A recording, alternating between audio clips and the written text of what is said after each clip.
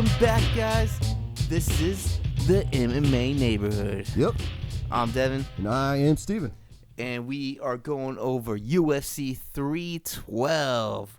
We got Plessis versus Strickland 2 for that middleweight bout, baby.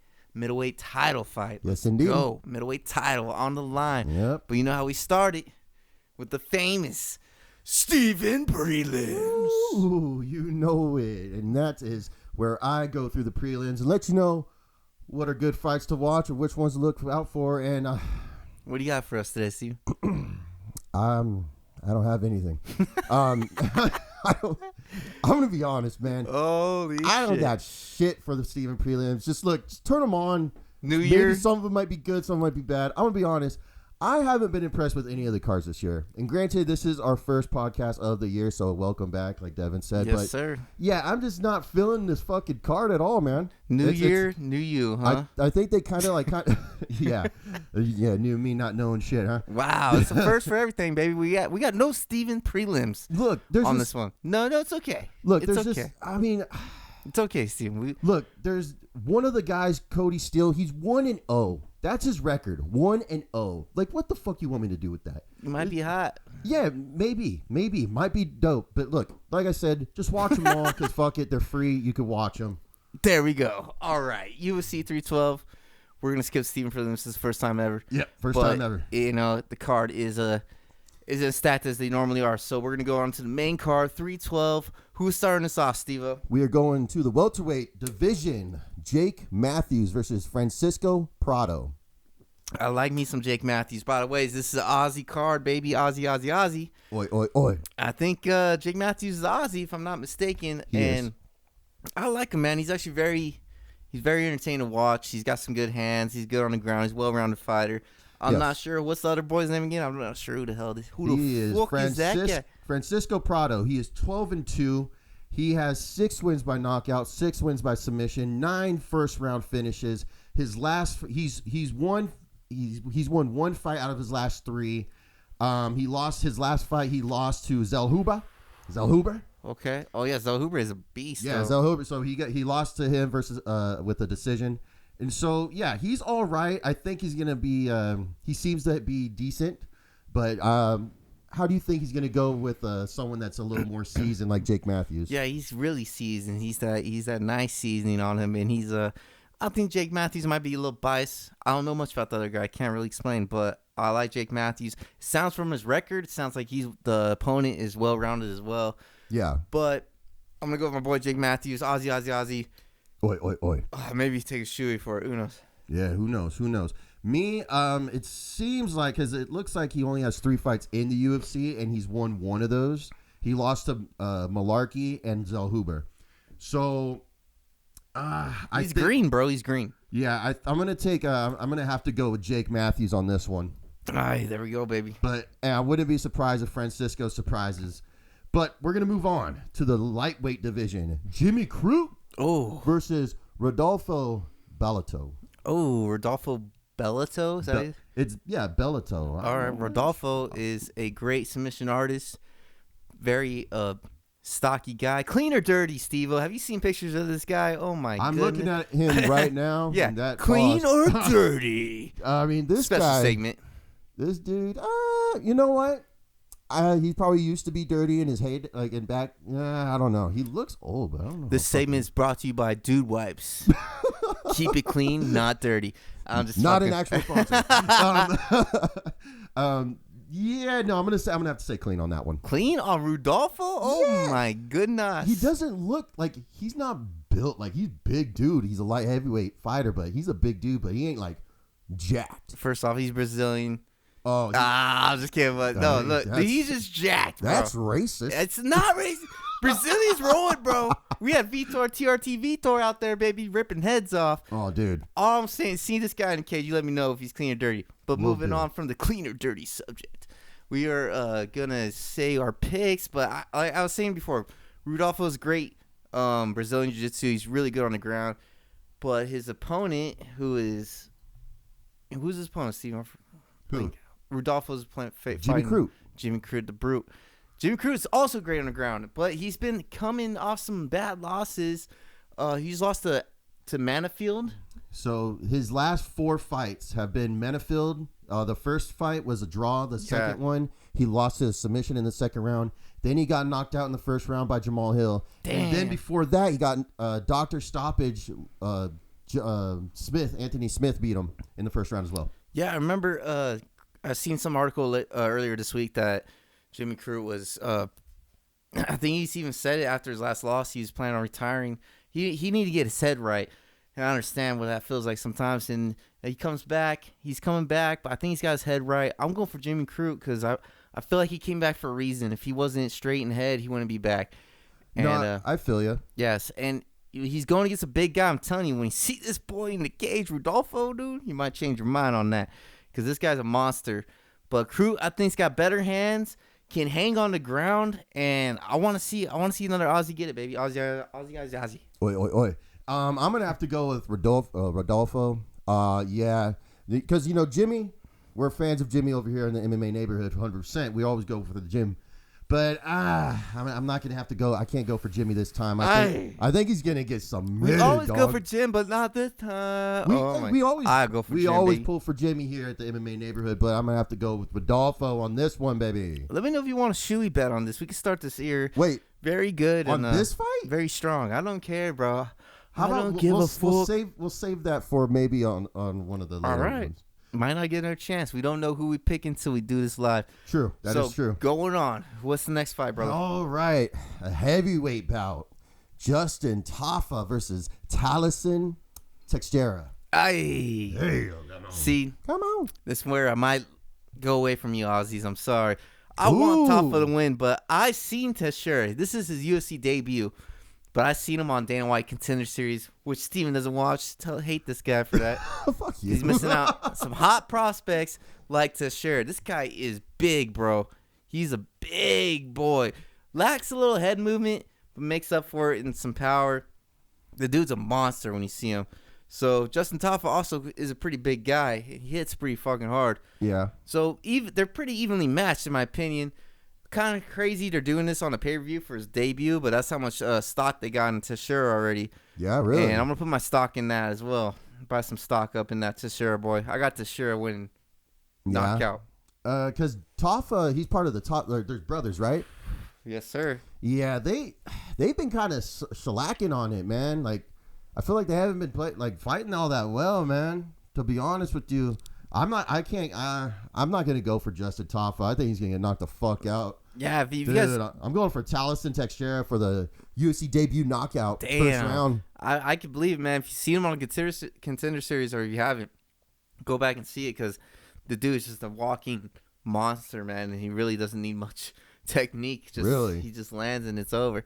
I like them. A little stationary, but I think it's gonna be a good knockout coming.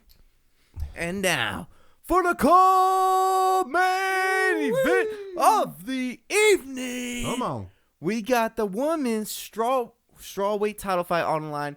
Zhang Weili taking on Tatiana Suarez. Unbelievable match. This is good shit. I'm not the biggest.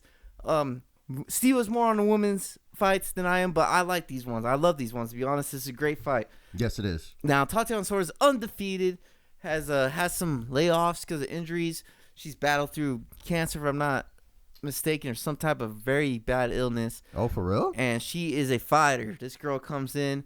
She takes everybody down. She dominates them on the ground and usually ends with submissions. So no one's been able to stop her. But then we got Zhang Weili, the first Chinese champion, and she has been dominant. She had one hiccup with Rose Namajunas. But since then, she's been back, and she's been crazy good. She's been doing her work with Cejudo, Steve-O's favorite. She's been getting her ground game pretty high level. And she's already known for heavy striking. So this is a tough one, man, to pick. We got the one that's undefeated, dominant on the ground, versus the well-rounded, the reigning, defending Zhang Weili. Yeah, well, Zhang Weili, she is on a 4-fight win streak because she's had 2 run-ins with Rose, by the way. She's lost them both against her. Damn. Yeah, so Tatiana Suarez, she's a beast. She does do good jobs, but, her last fight versus Jessica Andrade, she was getting hit, bro, before she was able to get her to the ground and submit her. You know, she was taking some punches, man. Yeah. Now, And Zhang Weili's way more technical than Andrade, and she can definitely do some work on Tatiana on the feet. 100%. But, you know, Zhang Weili, she's also very, like you said, she's working with Cejudo to Triple C. And, you know, she's been really implementing that wrestling into her game. Like, and she's becoming very wrestle heavy, in my opinion. Probably a little too much. But, I mean, for going against a submission artist like Tatiana, do you think she's going to be wanting to go to the ground as much as she has been in her previous fights? No, I don't think she's going to be wanting it, but it's going to happen. We know Tatiana's game plan here. She's going to come and try to take her down, submit her like she does with everybody else.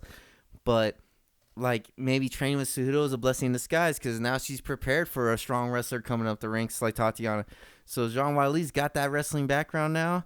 She's been using it, and I think she's going to use it to help defend the takedowns, not necessarily use it for offense, but be more defensive. Now, she might get cocky and get a little carried away and try to take Tatiana down at a point. But if she does, I think she'll regret it. So hopefully she keeps it standing, defends the takedowns, and can just keep Tatiana getting lit up, you know? Yeah. Yeah, I really hope Tatiana Suarez was able to, or has been working on her striking, because her striking is not the greatest. Because she needs to be able to kind of stick and move a little bit, you know, with this kind of fight, you know, get in and out. Because obviously all fights start on the feet, so you know she can't just spam a takedown or spam the clinch and trying to get her down. You know, it's gonna be a long night for Tatiana. So overall, Devin, how do you see this fight going? I see this being very technical. It can end up being a little snoozer, you know. If the grappling gets heavy, you know, Tatiana does score some takedowns. We might just see Zhang Weili trying to escape the whole round, but if Zhang Weili can kind of make it stretch a little bit, we haven't really seen Tatiana done a 5-round fight yet, so I like to see Zhang Weili kind of, you know, weather the storm a little bit with the grappling and end up picking it up in the later rounds and possibly get a finish.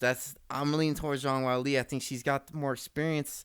Tatiana is still fresh, even though she's undefeated. She's still, you know, hasn't been tested as hard as Zhang Weili has, so my pick would be Zhang Weili. Bye. I'm going to go 5th round decision. I think she's just going to edge it. It's going to be close. It's going to be a good women's fight. I think these girls both bring it. Do you think it's a possible split? It could be possible split, and it's all going to come down to the takedown, man. That's what it is, if Tatiana can get it or not. Well, I'm gonna go out on a limb on this one. I'm going to go with Tatiana Suarez. I know this might be a stupid pick. It's okay. Second time you've gone against Zhang Weili. It's okay. Yeah. MMA Neighborhood, let me know if I'm a fucking idiot for going against Zhang Weili. Now, I just think Tatiana Suarez will probably be able to use Zhang Weili's wrestling as her advantage. So that's what I'm banking on. I'm banking on Zhang Weili kind of, you know, spamming those takedowns a little bit, because she's going to keep it on the feet, but I think she's going to, like I said, she's become too wrestle heavy for me. Like, it's kind of, I don't know, it's been a little predictable for me. So I think that's something they've probably been working on in Suarez's camp. And so I'm going to say, I think Tatiana Suarez finishes in 4. Jesus. Yeah, that's, and we're going to have a 12-0 undefeated champion for strawweight. That's my pick. New, huh? And new. Well, let us know what you guys think for the co-main event. Now, you know, it's time for the main event of the evening, baby. You got a little Trumpy right there. For the main event. I wasn't meant to be doing that. All right. It sounded. My voice gave out, dude. Like, I only got so much in my. Your voice gives out and you sound like Trump? I guess. I don't know. Main event of the evening, we have the rematch of Duplessis versus Strickland for that middleweight title, baby. Yeah. You know, I feel like a lot of fans want to see this rematch because not all of them, except Steve-O.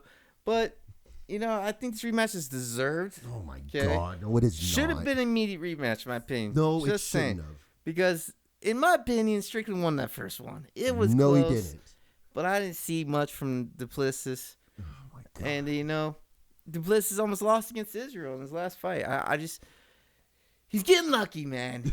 He's getting lucky right now, and I think his luck might run out. Now, he is the Aussie guy. He's in his home neighborhood again. I don't want to see this go to decision. Who's an Aussie guy? Oh, Plessis is South African. Huh? Yeah, what the hell are you talking about, man? I'm a real African. He's a real African. I'm a real African. Okay, you're right. The Aussie, I don't know what they're doing out there then. But anyways. That's why I'm sorry to tangent. I think this is a very wasted Australian card. This is like a 100%.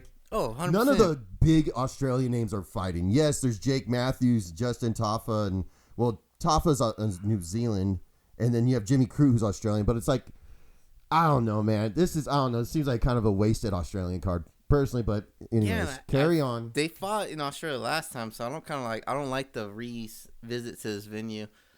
That's why I think Strickland's got to get it done. I don't think he can go to decision again and win this. The jab teep combination's not working out, huh? I don't. Okay, so I have a strategical way to win. All right, break it down, David. And it's gonna take a lot. It's not easy, man. But we see weaknesses in Du Plessis, and he has a lot of them. But what he has so good about him is his will. He never goes down. He never gives up. He comes at you even though he's hurt. So Strickland's got to come forward on him. He cannot sit back because he's got to win the judge's heart, and he's got to beat this guy, so he's got to come at him. Now, teep kicks, sure, as long as he doesn't get taken down. But I really want him to focus on leg kicks. I think Strickland needs to kick the fuck out of his legs. Adesanya's doing well with that. It killed this guy's spring. He's a forward guy. He's a blitzer. That's who Du Plessis is. He blitzes. You need to kill the spring. Also, a couple other things is uppercut, baby. Strickland needs to mix up. The jab is nice. Keep the jab. But add some uppercuts, man. Because Du Plessis tends to duck his head a lot. Du Plessis ducks his head a lot. All right, he throws the overhand right. He puts his head down. I want to see Strickland do uppercuts. I want to see Strickland put pressure on him. Blast factor, Strickland can get taken down. He needs to defend every takedown. You know what Plessis is going to do. He's going to try to fucking blitz you, and if he can't get you, he's going to take you down. Go ahead, Steve. No, that's very good. But, dude, one, I just want to say Sean Strickland does not deserve this rematch. Aye.